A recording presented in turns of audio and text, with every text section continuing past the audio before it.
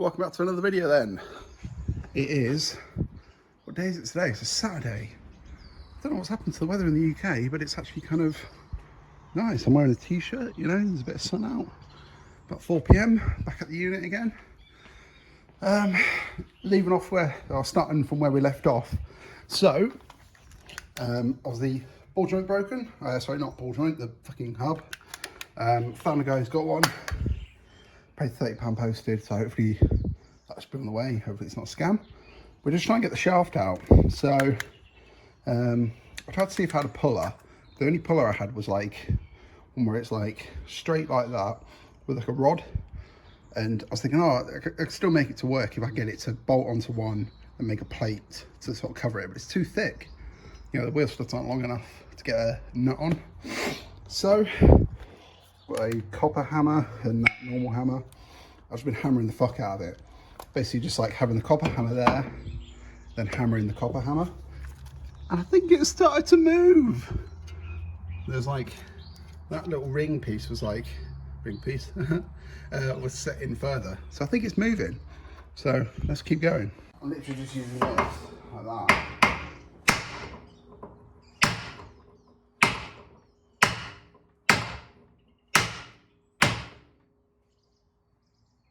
It's moving. It's tight, but it's moving.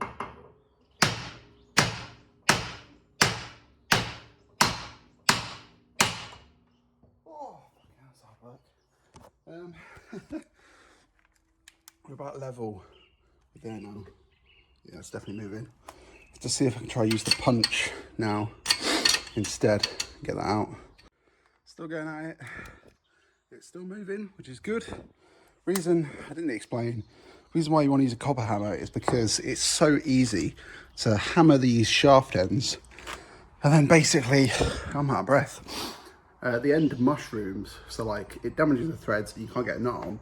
I've seen so many people do it, and you can try and fix it. It's a bit shit to try and fix. You got to like sand the edges, so you can like try and get the knot on, or use like a really big tap, but they're usually big sizes. So copper doesn't, it still transfers like the hit through, but it's like softer obviously, so it kind of, I guess it absorbs some of the actual shock from hitting it, but more importantly, it just doesn't damage the end. So yeah, glad I don't have to take this out, take the whole shaft out and out the gearbox end and take it to work using a hammer. So yeah, let's get it all the way out. There we go. One shaft removed. All looks all in all right condition, which is good. That means now, I'm not going to take the caliper off hose wise yet. I'm just going to take it off of the bracket, I think. So I've got big brakes to go on, but I don't want to drain the brake fluid yet. Other than that, I should just have to, it's got no ABS, this car, so just caliper off, 2 strut bolts. That's just wedged in there, I think. Can't remember when I did it. Then we should be able to just take the hull out, which is good. So I decided to take caliper bolts out instead, because that one's blocked by the strut bolt, and I suppose I could take the bottom strut out first. I don't know. These calipers are seized anyway. I've taken the caliper bolts out. Let's see if it'll come off. This was one that was always getting sticky, you can see from the brakes being lovely and red. But now it's like, oh, it's not actually that bad to get off, considering like when it's in the air you couldn't turn the wheel there. Hell yeah. Be gone. Right. Oh, I've got to take that off anyway. What am I doing? Yeah, let's take the bottom strut bolt out. What size are you? 17? Nope. 18? Nope. 19? Yes. Take that out, then we can get that bolt out, and then finally top bolt. Don't know what the fuck I tightened those up with. I just have to like hang off it with a breaker bar. I'm sure I only used it with Obi. Jesus, that wouldn't get it off. Right, loose. Knock that out of there as well. I think I just wedged it in there, so they didn't have the brackets. But yeah, get it out. That's the caliper carry off and the disc, which is good. I'm surprised this backing plate is intact, because these fucking rust away on like a don't know, like 8-year-old Audis, you get them with a proper rotten. This thing's actually all right. How weird. Yeah, just one more bolt to do, then hub, be gone. Will you come out? Oh, get off of this. This totally isn't going to be awkward as fuck to do. Might be 2 hands for this, because these coilovers, they were a bit tighter here, so I had to hammer them up. Yeah, there we go, 1 hub. Fuck you for breaking. Now we just have a pile of rust and bolts. At least it's out though. Just means we've got to get a new one. Yeah, I'll make sure the new one goes in straight, because I don't know if I broke it when I took the old one out. I like hammered a chisel, you know, to like spread them, but I spread them too much. I don't know. Fuck knows. Should probably check the other side's not cracked, or, you know, like a slight bit, because, you know, you don't really want cracked bits where your ball joint goes in. It's probably not a great idea. Yeah, fuck you. So with that all out of the way, I'll have another play around with the turbo side. So I mentioned I've seen people bend this fuel pressure regulator before. Like before I cut, you know, the up pipe, I want to have a play about with it a bit more. I've seen a few options where people have, I can mount that. So like where this fuel rail sort of bends around, they've like almost bent it like straight, but obviously it looks like it'd be easy to do. So you just extend this little soft line, but I feel like that's just going to get in the way of the turbo. I've seen things where people have bent it forward, so like more towards here, with some luck. I'm going to do a little bit of research, look at some photos, see what people have done, because we need to do something.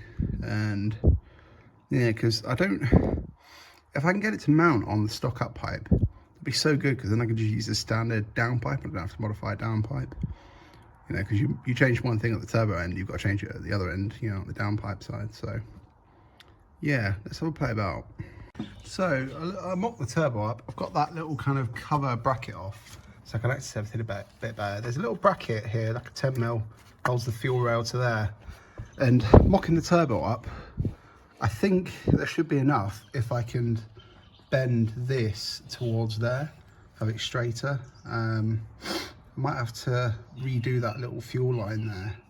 I think that should give me enough room. I don't know, people say to cut the bracket off, but I don't know how I want to get in there to cut it off, unless I can, there's standoffs for the fuel rail. Yeah, there is. So I don't want to like try bend it from this end and it damage, you know, it sits on the injectors, unless I can sort of bend it up and over, I don't know, or bend the bracket flat. Let's get this off and we'll get one of the fuel line bits off. I could heat it up, but then I have to let the fuel dry, because it's going to be fuel in them lines, and I don't really want to set fire to the engine bay. So yeah, so I'm playing back with it a bit more. I couldn't get this fuel line off. I'm going to have to cut it anyway, but it looks like now, if I bend it back, it's going to overlap, so I won't even be able to get a fuel line on, obviously depending on how far I bend it back. So worst case, I can get a hacksaw in there, chop the line, and now I've got access, because I don't know if you can see, but the fuel clip, that one there, the Phillips head's like is on that side. There's no chance of getting that, because there's no fucking room. It's looking like it's gonna be easier now just to remove this driver's side fuel rail, because it's literally a join here, then the injectors, and loads of room. So we're gonna do that. It's gonna be hard as fuck to bend it in the car, so yeah, let's get that off. We're gonna either take it home or bend it by hand. I'll probably take it home and put it in the vise. I think that's gonna be easier. Getting dark now. Yeah, let's get that off, and yeah. So I managed to get the injector plugs off. I've got the rail bolts off, and it looks like it should just pull out. I've got what else we got attached? I've got to slide that pipe off. I think I'll probably try to pull it out and then slide it off, because these The lines are a bit stiff. Then I should be able to just take the rail out. Like a bit of wiggling to get it out. Looks like the O-ring for that one stayed in there. There's so much crust in these. Just need to get it to slide out of there. Yeah, there's so much shit. Not sure the best way to clean that really. Look at all the crap everywhere. Yeah, there's the injectors. See O-ring, and unless we just leave that in there, I don't know. I need to get all that shit out of there though, because it's not going to seal. I'll try and put that back in otherwise. That's the fuel rail out on the floor. I'm just scanning a jam and coconut slice, which is nice. Got the little kind of O-ring, a little plastic thing that was left in there. Will you sit there? Yeah, you will. Yeah, pop that back on, which is good. I think I'll chop that, take this rail home, chop the bracket off, put this section in the vise, bend that straight, then we'll have to work out what we want to do this end, because like I said, that line pokes out too far. I think if I get a hacksaw blade in there through the gap, I'll probably cut it, because otherwise, where does it go? There it goes, up through, across, I think. So, yeah. Place that fuel line all right. Got loads of, I don't know if it's the right size or not. Got some stuff left over from the micro. It's like sort of braided stuff. Got two different sizes, so use some of that. Are we looking nice? Why not replace 24-year-old fuel lines while you're in there?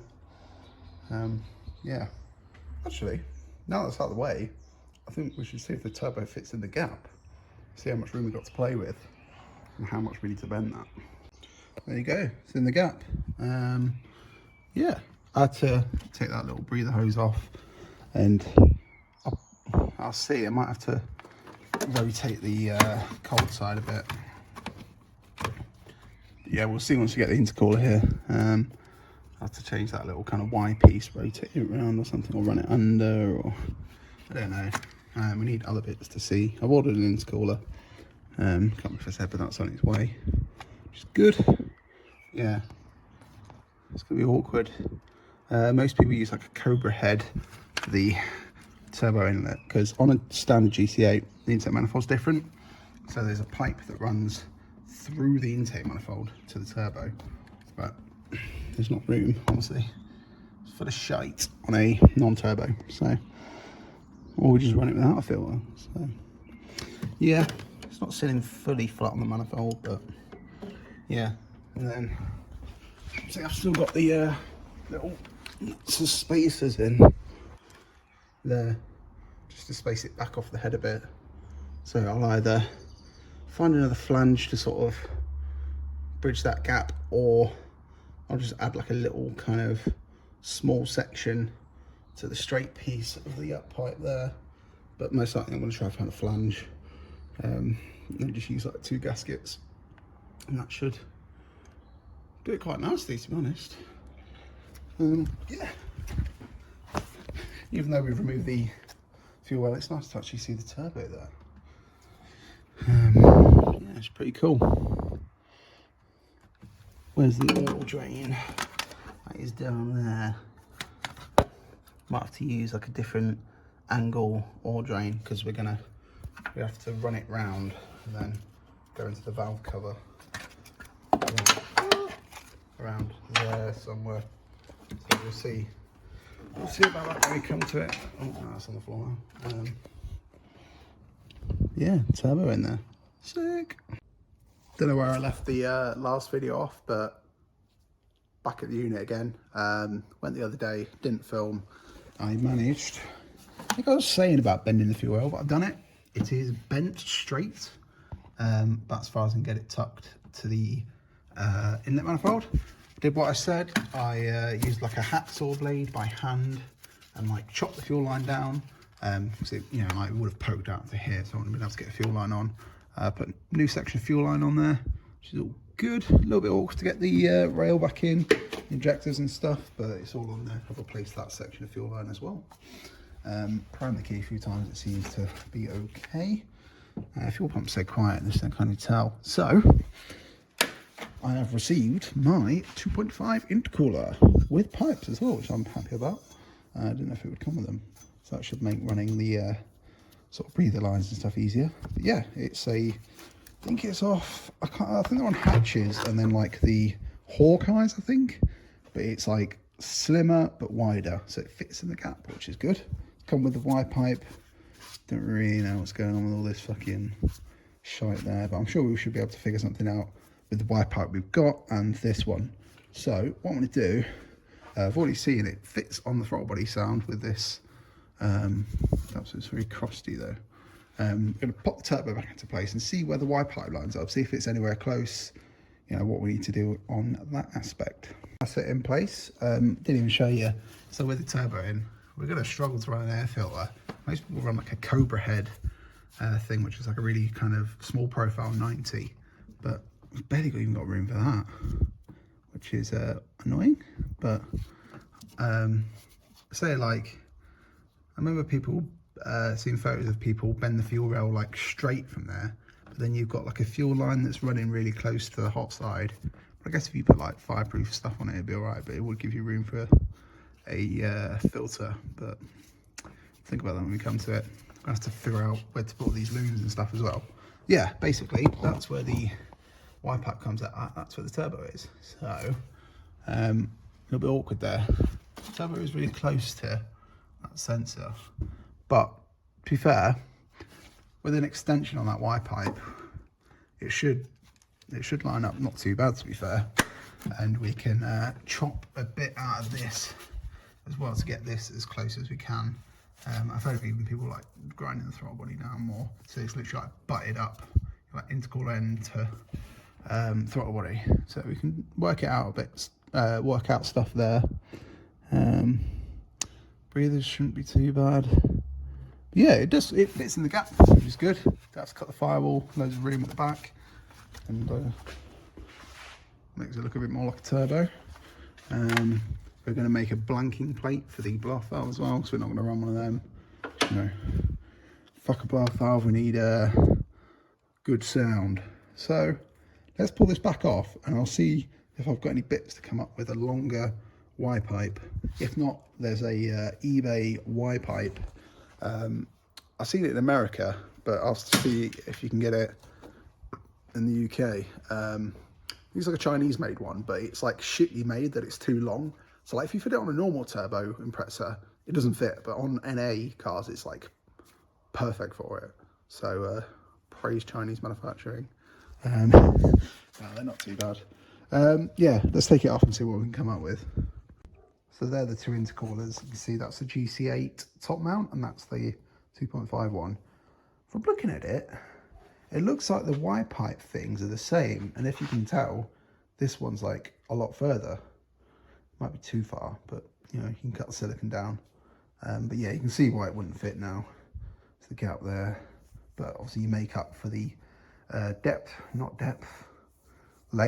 width, I guess, in length. So I think we could make that work, and I'd prefer that anyway because it's more alloy rather than, I don't know if that's plastic or rubber or what's going on there. I think it's just the OEM sort of thing that they used. Yeah, let's unbolt these and see if they'll swap over, because that'd be ideal. So swapping them over, the flanges are the same bolt pattern, they're slightly further apart, so it doesn't line up. However, I can either, it's a bit of a bend to use the silicone. However, I think, don't know though, I don't know if that one's, well, they look kind of like a similar angle. I think it's in this sort of piece, but the angle's different.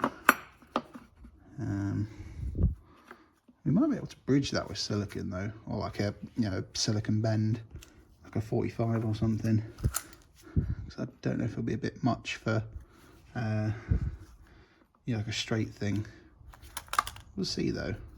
Obviously it's opened the gap up a bit because of the width difference, but it puts the outlet where we want it. with a bit of messing about, it does fit in there. It wants to set the intercooler at an awkward angle, and it doesn't. It's like kind of off where it's trying to meet with the turbo, but there's enough length on it that it overlaps, and with a clamp, it should sort itself out. But that works, to be honest. Yeah. So you can see. So, like, in theory, I could cut the silicon down a bit. That would help. Yeah, clears that TPS there.